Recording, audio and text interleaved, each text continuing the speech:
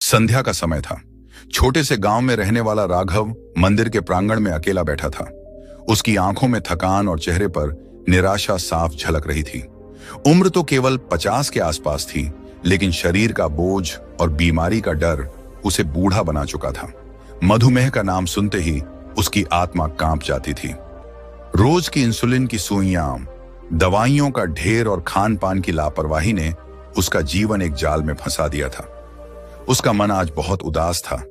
उसने मंदिर के सामने हाथ जोड़कर आसमान की ओर देखा और प्रार्थना करने लगा, हे प्रभु, क्या मैं कभी इस बीमारी से मुक्त हो पाऊंगा? क्या मेरे जीवन में फिर से सुकून लौट सकता है? उसकी आंखों से आंसू टपकने लगे। उसी समय मंदिर के कोने से आती धीमी आवाज ने उसका ध्यान खींचा। बीमारी तुम्हें रोकने नहीं आई है राघव, यह तुम्हें जगाने आई है। राघव चौंका। उसने मुड़कर देखा तो सामने सफेद वस्त्रों में एक वृद्ध साधु खड़े थे। उनके चेहरे पर अजीब सी दिव्यता थी, आंखों में शांति का समुद्र था। राघव ने आदरपूर्वक उन्हें प्रणाम किया। साधु जी मुस्कुराए और बोले, तुम्हारा शरीर एक मंदिर है राघव, इसे संभालने का समय आ गया है। आओ, मैं तुम्हें 3 साधन बताता हूं जो तुम्हारी शुगर को हमेशा नियंत्रण में रखेंगे। राघव ने श्रद्धा से सिर झुका दिया और उनके साथ बैठ गया। साधु जी ने राघव को पास बुलाकर कहा, राघव, पहली साधना है सही भोजन। राघव ने हैरानी से पूछा, भोजन? मैं तो दवा लेता हूं, फिर भी शुगर बढ़ जाती है। साधु ने मुस्कुराकर कहा, दवा शरीर को संभालती है, लेकिन भोजन आत्मा को पोषण देता है। जब भोजन सही नहीं होगा तो दवा भी सीमित असर करेगी। भोजन को पूजा की तरह ग्रहण करना सीखो। राघव ध्यान से सुनने लगा। साधु जी ने समझाया, भोजन में प्रकृति की शक्ति होनी चाहिए। ज्यादा तला भुना, मीठा और डिब्बा बंद खाना शरीर को बोझिल बना देता है। सुबह हल्का भोजन करो, अंकुरित अनाज, ओट्स और नींबू पानी से दिन की शुरुआत करो। दोपहर को साधारण घर का बना खाना खाओ और रात का भोजन सूरज ढलने से पहले कर लो। इस नियम से पाचन अच्छा होगा और शुगर नियंत्रण में रहेगी। फल खाओ, लेकिन मात्रा का ध्यान रखो। भोजन को कभी जल्दबाजी में मत खाओ। खाने से पहले कृतज्ञता प्रकट करो, यह भोजन तुम्हारे लिए अमृत बन जाएगा। राघव ने पहली बार किसी को भोजन के बारे में इतनी गहराई से बोलते सुना था। उसे महसूस हुआ कि बीमारी से लड़ने के लिए सिर्फ दवा नहीं, सही आदतों की भी जरूरत है। साधु जी ने कहा, जब तुम भोजन को प्रेम और ध्यान से ग्रहण करोगे तो यह दवा से भी ज्यादा असर करेगा। याद रखो, भोजन केवल पेट भरने का साधन नहीं, बल्कि जीवन को ऊर्जा देने वाला प्रसाद है। राघव चुपचाप सिर हिलाता रहा। उसके मन में आशा की एक छोटी सी किरण जग चुकी थी। राघव मंदिर के उस शांत वातावरण में साधु जी की बातों को सुनते हुए खुद को अलग ही दुनिया में महसूस कर रहा था। उसका मन पहली बार एक अजीब सी शांति में डूबा था। वह अब साधु जी से अगली साधना के बारे में जानने को उत्सुक था। उसने हाथ जोड़कर कहा, गुरुदेव, आपने मुझे भोजन के महत्व के बारे में बताया। मैं इसे अपनाने का प्रण करता हूं। कृपया अब अगली साधना बताइए। क्या केवल भोजन के बदलने से मेरी बीमारी ठीक हो जाएगी? साधु जी ने उसकी आंखों में झांक कर कहा, राघव, भोजन से जीवन सुधरेगा, पर यह यात्रा का पहला कदम है। अब तुम्हें दूसरा कदम भी उठाना होगा, अपने शरीर को चलाना। आज के युग में लोग अपनी देह को बोझ की तरह ढोते हैं। वे शरीर को इस्तेमाल करते हैं, पर उसकी देखभाल नहीं करते। ये समझ लो कि शरीर एक यंत्र है जिसे हर दिन तेल और देखभाल चाहिए। यह तेल व्यायाम है। दूसरी साधना है सही व्यायाम। राघव थोड़ा झेंप गया। उसने धीरे से कहा, गुरुदेव, मैं सुबह उठते ही थका थका महसूस करता हूं। कभी कभी पैरों में दर्द होता है, कभी सुस्ती। मैं चलता तो हूं, पर ज्यादा देर नहीं चल पाता। साधु जी मुस्कुराए, राघव, यह सुस्ती बीमारी से ज्यादा तुम्हारे मन की है। मन शरीर को आदेश देता है। अगर मन कहे कि मैं थका हूं, तो शरीर भी वैसा ही महसूस करेगा। लेकिन अगर मन कहे कि मैं सक्षम हूं, तो शरीर अपनी पूरी शक्ति से काम करेगा। याद रखो, व्यायाम केवल शारीरिक स्वास्थ्य का नहीं, मानसिक शक्ति का भी साधन है।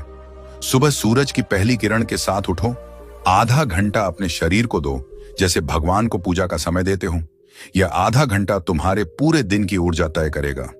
उन्होंने मंदिर के पीछे का हरा भरा बगीचा दिखाया। पेड़ों की शाखाओं से छनती सूरज की किरणें जमीन पर सुनहरी चादर बिछा रही थीं। पक्षियों की चहचहाहट मन को सुकून दे रही थी। साधु जी बोले, राघव, प्रकृति के पास लौटो। सुबह का यह समय सबसे पवित्र है। यहां गहरी सांस लो, हवा में जीवन की ऊर्जा महसूस करो। रोज आधा घंटा टहलने की आदत डालो। यह साधारण लग सकता है, लेकिन चलने से शरीर की हर कोशिका जाग जाती है। यह इंसुलिन को प्राकृतिक तरीके से नियंत्रित करता है। राघव ध्यान से सुन रहा था। उसकी आंखों में एक नई आशा चमक रही थी।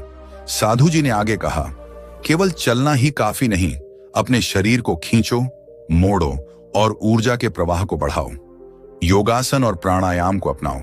योग केवल आसन नहीं है, यह शरीर और आत्मा को जोड़ने का विज्ञान है। 5 मिनट अनुलोम विलोम करो, यह तुम्हारे शरीर में प्राण ऊर्जा का प्रवाह संतुलित करेगा। 10 मिनट कपालभाति करो, इससे शरीर का मेटाबॉलिज्म तेज होगा और अनावश्यक वसा और विषाक्तता बाहर निकलेगी। और फिर सूर्य नमस्कार का अभ्यास करो। यह केवल व्यायाम नहीं, सूर्य को नम्र प्रणाम है। सूर्य नमस्कार के प्रत्येक आसन में एक शक्ति है जो रक्त संचार को सही करती है, मांसपेशियों को लचीला बनाती है और मन को केंद्रित करती है। राघव ने संकोच से पूछा, गुरुदेव, ये सब तो कठिन लगता है, मैं तो कभी योग करने की सोच भी नहीं पाया। साधु जी हंस पड़े। हर चीज कठिन लगती है जब तक हम उसे शुरू नहीं करते। याद रखो, तुम एक बार चलना सीखने के लिए भी कई बार गिरे थे, फिर भी तुमने हार नहीं मानी थी। अब भी वैसा ही करो, धीरे धीरे शुरू करो। पहले 5 मिनट टहलने से शुरुआत करो, फिर इसे 10 मिनट 15 मिनट तक बढ़ाओ। योगासन को भी धीरे धीरे सीखो। शरीर का हर अंग धीरे धीरे तुम्हारा साथ देगा। तुम्हारे भीतर अपार शक्ति है, बस तुम्हें खुद को आदेश देना है। साधु जी ने अपने हाथ जोड़कर आकाश की ओर देखा और बोले, बीमारी डराने नहीं आती, यह अनुशासन सिखाने आती है। जब तुम अपने शरीर को हर दिन समय दोगे तो तुम्हारा शरीर भी तुम्हें जीवन देगा। जो लोग अपने शरीर की सुनते हैं वे बीमारी से दूर रहते हैं।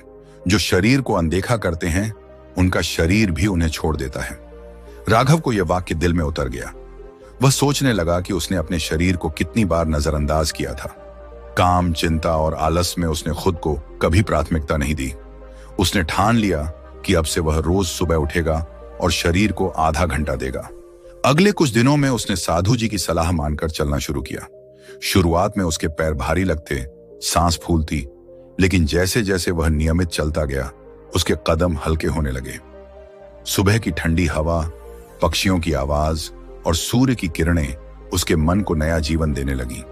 कुछ दिनों बाद उसने योगासन भी सीखना शुरू किया। पहले तो कपालभाति करते समय उसे चक्कर सा आता, लेकिन साधु जी ने उसे समझाया, धीरे धीरे करो, अपने शरीर को समझो। योग कोई दौड़ नहीं है, यह आत्मा का संगीत है। धीरे धीरे उसका शरीर इन क्रियाओं का आदी हो गया। उसकी नींद सुधरने लगी, भूख समय पर लगने लगी और वह भीतर से हल्का महसूस करने लगा। एक दिन व्यायाम के बाद राघव ने साधु जी से कहा, गुरुदेव, अब मैं अपने भीतर बदलाव महसूस कर रहा हूं। लगता है जैसे शरीर में जीवन ऊर्जा फिर से दौड़ रही हो। क्या अब आप मुझे तीसरी साधना भी बताएंगे? साधु जी की आंखों में चमक आ गई। वे बोले, राघव, यह सबसे महत्वपूर्ण साधना है। भोजन और व्यायाम शरीर को ठीक करेंगे, लेकिन अगर मन अशांत रहेगा तो शुगर फिर बढ़ेगी। तीसरी साधना है मन की शांति। राघव ने हैरानी से कहा, मन की शांति? क्या मेरा मन भी इस बीमारी के लिए जिम्मेदार है? साधु जी ने गंभीर होकर कहा, हाँ राघव, आज के समय में ज्यादातर बीमारियां मन से शुरू होती हैं। तनाव, चिंता, क्रोध, ये सब हमारे शरीर को जहर की तरह प्रभावित करते हैं। डायबिटीज भी अक्सर हमारे मन की अशांति का परिणाम है। जब मन चिंतित रहता है तो शरीर का हार्मोनल संतुलन बिगड़ जाता है। इंसुलिन सही काम नहीं करता, शुगर बढ़ने लगती है। अगर तुम मन को शांत कर लो तो शरीर अपने आप स्वस्थ होने लगेगा। राघव ध्यान से सुन रहा था। साधु जी ने कहा, ध्यान सीखो राघव, यह सबसे बड़ा औषधि है। हर सुबह कम से कम 10 मिनट चुपचाप बैठो, अपनी आंखें बंद करो, गहरी सांस लो और भगवान का नाम लो। सांस पर ध्यान दो, धीरे धीरे अपने विचारों को शांत करो। पहले पहल मन भागेगा, लेकिन तुम धैर्य रखो। यह अभ्यास तुम्हें भीतर से शांत कर देगा। ध्यान मन को स्थिर करता है और जब मन स्थिर होता है तो शरीर का हर अंग सही ढंग से काम करने लगता है। उन्होंने आगे कहा, परमहंस योगानंद कहा करते थे, शरीर का स्वास्थ्य मन की शांति से आता है। जब मन शांत होता है तो हर कोशिका जीवन ऊर्जा से भर जाती है। तुम अपने मन को जितना शांत रखोगे उतना ही शरीर स्वस्थ रहेगा। दिन भर में जितना हो सके क्रोध से बचो, ज्यादा सोचने से बचो। जो हुआ है उसे स्वीकार करो, जो आने वाला है उसका स्वागत करो और वर्तमान में रहना सीखो। राघव को यह सुनकर अजीब सी राहत महसूस हुई। उसे लगा कि उसने कभी अपने मन को शांत करने की कोशिश ही नहीं की थी। वह हमेशा भविष्य की चिंता या अतीत के पछतावे में उलझा रहता था। अब उसने ठान लिया कि वह ध्यान करना सीखेगा। अगली सुबह साधु जी ने उसे ध्यान का अभ्यास कराया। वे दोनों मंदिर के प्रांगण में एक बड़े पीपल के पेड़ के नीचे बैठे। साधु जी ने उसे कहा, अपनी रीढ़ सीधी करो, आंखें बंद करो और सांस पर ध्यान दो। धीरे धीरे सांस अंदर लो, फिर बाहर छोड़ो। मन को केवल सांस पर टिकाओ। अगर विचार आए तो उन्हें आने दो, लेकिन उनसे चिपको मत। उन्हें ऐसे देखो जैसे आसमान में बादल गुजर रहे हों। राघव ने पहली बार अपने मन को इतनी शांति से महसूस किया। शुरू में उसे बेचैनी हुई, लेकिन कुछ मिनट बाद उसका मन सचमुच शांत होने लगा। ऐसा लगा जैसे भीतर एक झील है जिसकी सतह धीरे धीरे शांत हो रही है। धीरे धीरे ध्यान उसका प्रिय अभ्यास बन गया। वह सुबह ध्यान करता, योग करता, फिर शांत मन से अपना दिन शुरू करता। अब वह पहले से ज्यादा ऊर्जावान महसूस करने लगा। उसकी नींद गहरी हो गई, चिड़चिड़ापन कम हो गया। परिवार के लोग भी उसके बदलाव को महसूस करने लगे। उसका बेटा बोला, पिताजी, आप पहले से ज्यादा खुश दिख रहे हैं, आपका चेहरा भी चमक रहा है। राघव ने मुस्कुराकर कहा, बेटा, मैंने साधु जी से सीखा है कि जीवन को कैसे जीना चाहिए। बीमारी डराने नहीं आई, यह मुझे जगाने आई है। धीरे धीरे उसका ब्लड शुगर भी नियंत्रित होने लगा। डॉक्टर ने उसकी रिपोर्ट देखकर कहा, राघव, तुम्हारा शुगर लेवल पहले से बहुत बेहतर है। दवा की खुराक घटानी पड़ेगी। लगता है तुमने कोई चमत्कार कर दिया है। राघव ने मुस्कुराकर कहा, डॉक्टर साहब, यह चमत्कार नहीं, साधारण नियमों का पालन है। मैंने भोजन सुधारा, व्यायाम शुरू किया और मन को शांत करना सीखा। इन दिनों राघव का हर दिन एक साधना जैसा हो गया था। सुबह ब्रह्म मुहूर्त में उठना, स्नान के बाद योग और ध्यान करना, फिर हल्का पौष्टिक भोजन करना, दिन भर संतुलित काम करना और रात को समय से सो जाना। उसका जीवन पहले से पूरी तरह बदल चुका था। वह अब केवल एक मरीज नहीं था, बल्कि एक साधक बन चुका था। एक शाम मंदिर में साधु जी से मिलते हुए उसने कहा, गुरुदेव, आपने मुझे नया जीवन दिया है। पहले मैं सोचता था कि डायबिटीज एक श्राप है, लेकिन अब समझ गया हूं कि यह मुझे अनुशासन सिखाने आई थी। आपने मुझे केवल बीमारी का इलाज नहीं दिया, बल्कि जीवन जीने का तरीका सिखाया। साधु जी मुस्कुराए और बोले, राघव, यही असली उपचार है। दवा जरूरी है, लेकिन उससे ज्यादा जरूरी है सही जीवन शैली। अगर तुम भोजन, व्यायाम और मन की शांति, इन तीनों साधनों को अपनाओगे तो शरीर हमेशा स्वस्थ रहेगा। अब तुम्हारा काम है कि यह ज्ञान दूसरों तक पहुंचाओ। राघव का मन कृतज्ञता से भर गया। उसने प्रण किया कि वह अपने गांव के हर व्यक्ति को यह साधन बताएगा। उसने महसूस किया कि उसकी बीमारी केवल उसकी नहीं थी। उसके गांव के कई लोग इस बीमारी से जूझ रहे थे, लेकिन वे केवल दवाओं के भरोसे थे।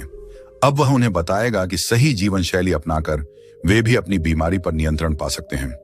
उस दिन से राघव का जीवन पूरी तरह बदल गया।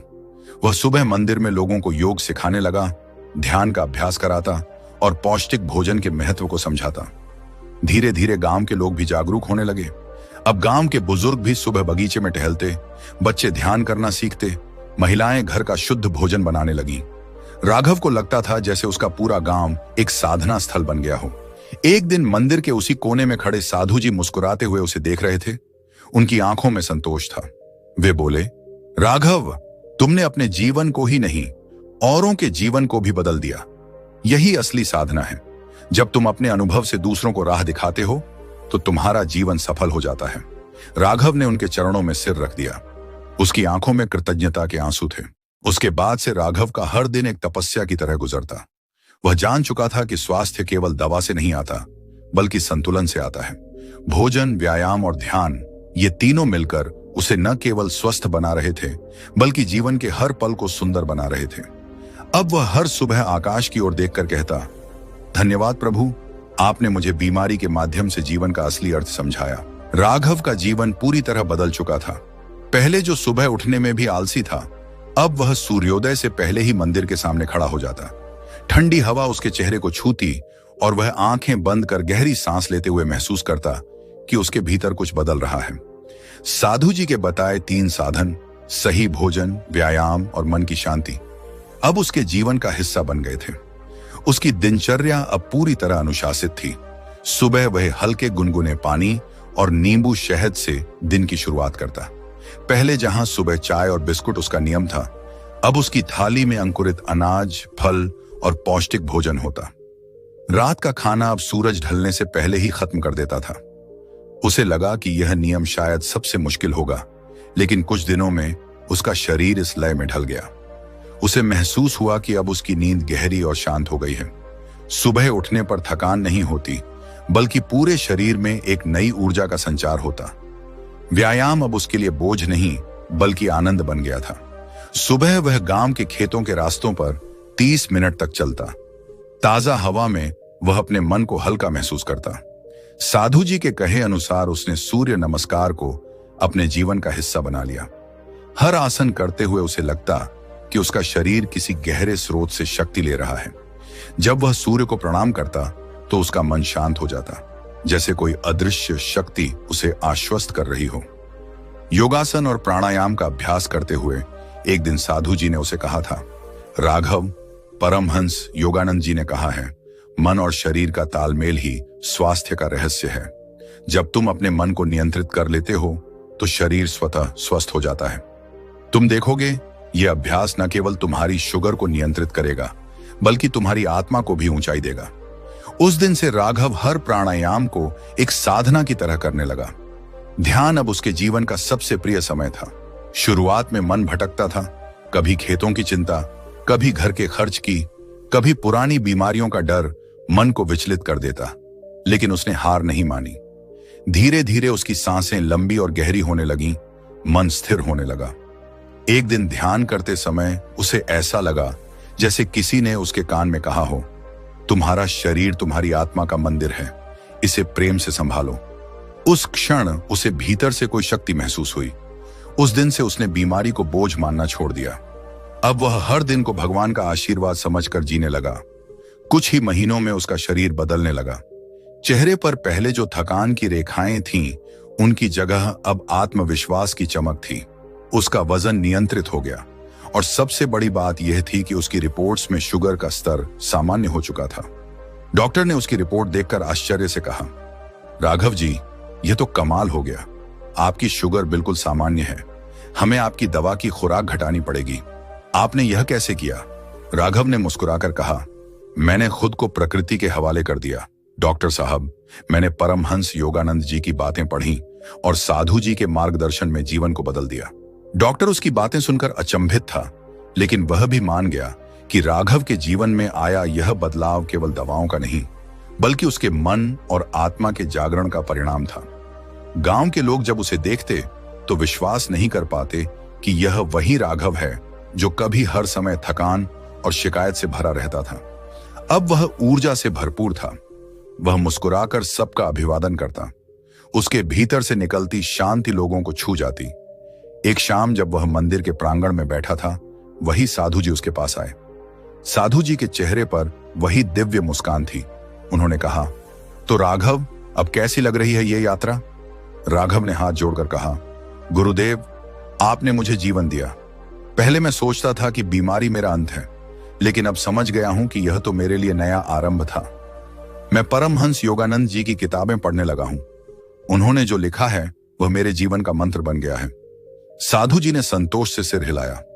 योगानंद जी ने कहा है कि जब मनुष्य अपने मन और शरीर का सही उपयोग करना सीख जाता है, तभी वह अपने भाग्य का निर्माता बनता है। तुमने अपने भाग्य को बदलने का संकल्प लिया और देखो, आज तुम्हारा जीवन कितना सुंदर हो गया है। राघव की आंखें भर आईं। उसने कहा, गुरुदेव, यह ज्ञान सिर्फ मेरे पास ना रहे, यह सबको मिलना चाहिए। गांव में बहुत लोग हैं जो बीमारी से जूझ रहे हैं, लेकिन वे हार मान चुके हैं। मैं चाहता हूं कि उन्हें भी यह आशा मिले। साधु जी मुस्कुराए और बोले, यही सच्ची सेवा है राघव। जाओ और सबको बताओ कि भगवान ने हमें यह जीवन दिया है और इसे स्वस्थ रखना हमारा धर्म है। अगले रविवार को राघव ने गांव के चौपाल पर सबको बुलाया। वह पहले जैसा संकोची किसान नहीं रहा। उसकी आवाज में आत्मविश्वास था। उसने कहा, भाइयों और बहनों, डायबिटीज कोई श्राप नहीं है, यह हमारी जीवन शैली का आईना है। अगर हम अपनी आदतें बदलें तो बीमारी खुद ही दूर हो जाती है। मैंने साधु जी और परमहंस योगानंद जी से सीखा कि हमारा शरीर मंदिर है,